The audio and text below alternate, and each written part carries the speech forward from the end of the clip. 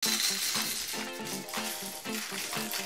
Tomáš. Čau Janči, spravím ti kávu, akurát som dosypal zrna. A ešte strašne teplo, nechcem. Nevadí, máme chilled brew. To je. Ja ti to vysvetlím.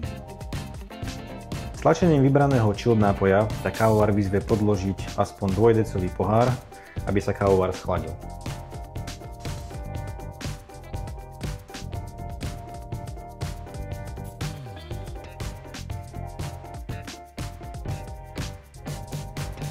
Po schladení systému vložíš šálku po výpuste a potvrdíš vybraný nápoj.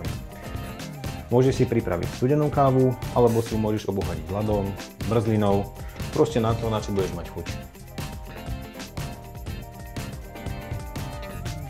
Kávovar sa spustí, potom preruší a následne pokračuje až po nastavený objem nápoja. Počas prípravy môžeš meniť aj jeho objem.